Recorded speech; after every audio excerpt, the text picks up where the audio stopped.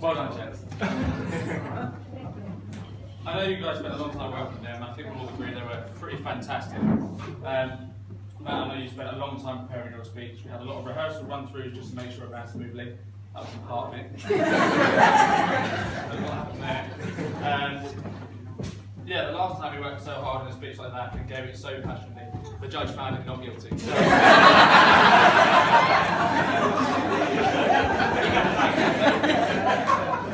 No joking. It was good. Anyway, so hello everyone. For those of you who don't know who I am, my name is Martin, and today I've had the privilege of being Matt's best man. What great speeches you've just done. I will try my very best to follow. So, firstly, what an amazing wedding. Do we all agree? Yeah.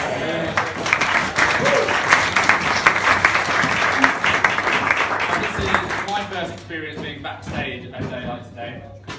It's been quite a journey seeing one come together over the past few months, right back from inception all the way through to fruition today.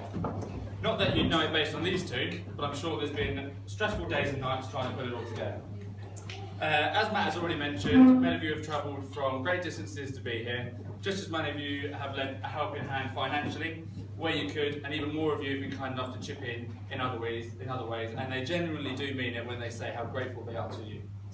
Without doubt though, they've said this to me 1,000 times in planning, they are most grateful that you are simply here with them today to share this with them. So I'd just like to say on behalf of the couple, thanks very much for bloody showing up. Really do appreciate it. Not least our bridesmaid Sam. She looks great, doesn't she? Yeah. You look great.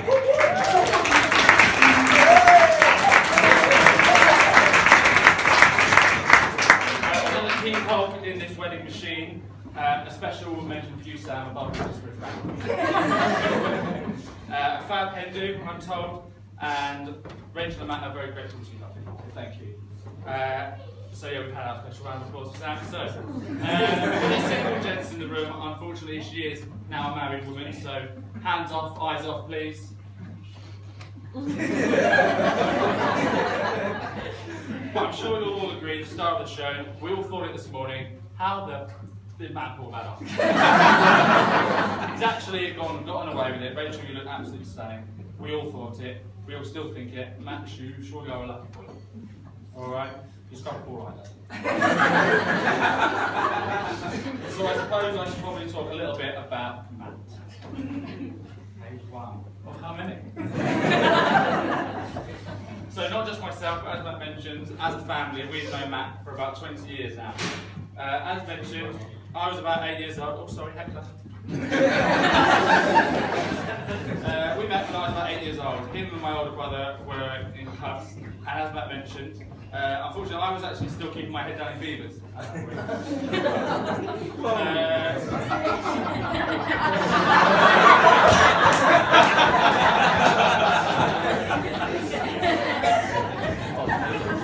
Which I find interesting. Seeing as Matt has now spent the best part of the last 20 years in his own way, trying to get his head down with as many beavers as possible. So anyway. From those Wednesday evenings after school, Matt started to come around on weekends to our house as well. Saturdays, then back again on the Sundays.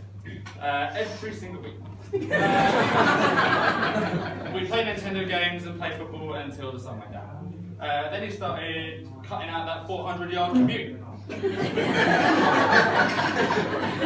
However, the problem being that he turned about 6 AM on the Saturday and the Sunday. And for those of you who don't know us, the Clayton boys are not known for our early starts. We're more of a big finish kind of lads. You know where he learned that from,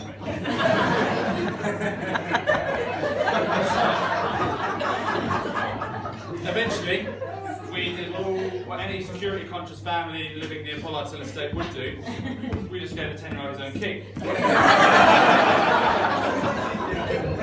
So began the years of waking up to the whirling sound of the Nintendo, Matt sitting on my feet at the end of my bed, a scenario Rach had become very familiar with in their early dating days.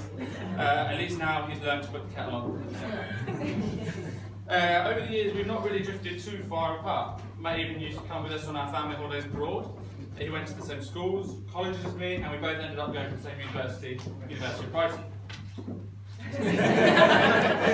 Now, I'm sure you're all thinking, I bet I've got some great stories from those debaucherous days out in the town, 2 young whippersnappers, out on the hunt. Well, strap yourself. Memories mainly consist of the following mornings rather than the night themselves, where we happened to find ourselves as the sun came up, strangers' houses, waking up on the cold tarmac of high streets, buses, trains, the sparkle in the eyes of security staff as they escort us from the route. There's been tears on those nights out, over lost loves, the could-have-beens, the ones that got away, and the black eyes, torn clothes, and burning lungs running away from their overprotective boyfriend. So I'm certain that these snippets from this obviously rich tapestry of our exploits in our younger days point to one thing, that someone here simply cannot handle their drink. And I think it's even clearer that person is me. Perhaps one day we'll find out what happened exactly on all those nights out. Should I ask Matt to one day be my best man? Believe me, I'm just as keen as you all are to find out what's out. I'm alive, well, and able to give this speech now with all of my teeth, in no doubt, in no small part, to Matt. So, Matt and I had the pleasure of each other's company on our 3-month trip to India. We spent a few months over there travelling around the continent, the searing heat, the sudden monsoon floods. We met locals, stayed in double beds, it was a lot cheaper, in some questionable hotels, ate all the different foods, travelled on all the rickety, overcrowded transports, and put a fair few thousand miles beneath our feet. We took up surfing, swam in the oceans, and drank the local bars dry. We make no apologies for admitting that times this generally was hard going. India is no picnic, but on balance, it really was a great trip. As we all know, Rachel played an important cameo on this trip, not just in terms of Matt's entire future life, but also our day-to-day safety while we were abroad. I don't remember any other part of the trip being quite so treacherous as when you were there. That giant snake that Matt mentioned was huge. It was about the size of one of these bees. We were walking through total darkness one night, and it came out of the corner of our eyes, just shot past us. Matt turned around, me and Rachel clung to each other, and we all sprinted as fast as we could back to our huts. On another day, we rented mopeds and took them out in glorious sunshine, and returned them home again in monsoon rain in our flip-flops with sad faces.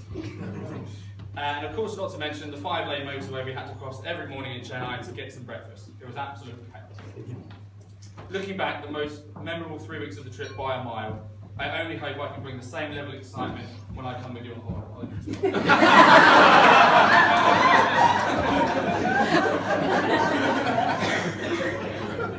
know what the sad thing is? He'd love that.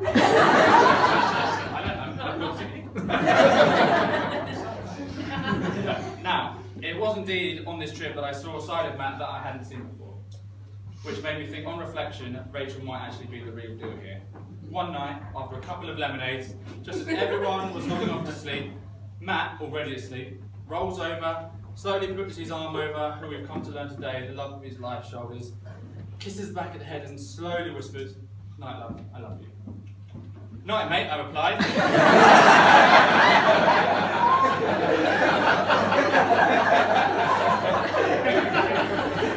Wiping the back of my head. Rachel had gone back to London by this point, and we were back to sharing our double beds in an attempt to save cash. I, of course, did what any little spoon would do and enjoyed the intimacy. But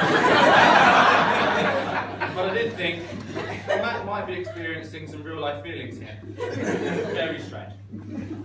So we fast forward 3 years. In the 3 years Matt and Rachel have been together now, I've genuinely never seen Matt as happy and excited about life and for the future. And I mean that genuinely, because he can be right miserable slot. Everyone on this side of the campus here, and we know it's down to the relationship and life that you two have created for one another.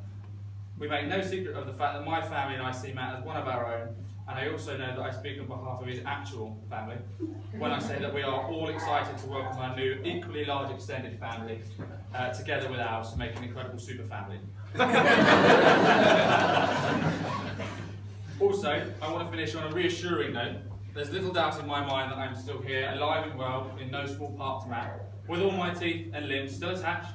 And I'm sure there's a few people in the room that owe their well-being in some small part to Matt along the way. Zach, probably.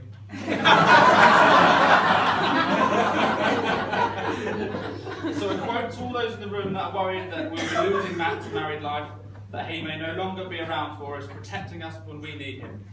He's the hero his friends deserve, but not the one we need right now. So we'll hunt him, because he can take it, because he's not our hero. He's a silent guardian, a watchful protector, our Dark Knight. So Lieutenant James Gordon from The Dark Knight 2008, one of my favourite movies, but I think it's act. And so to everyone here, would you please raise your glasses? I'd like to propose a toast to the new Mr. and Mrs.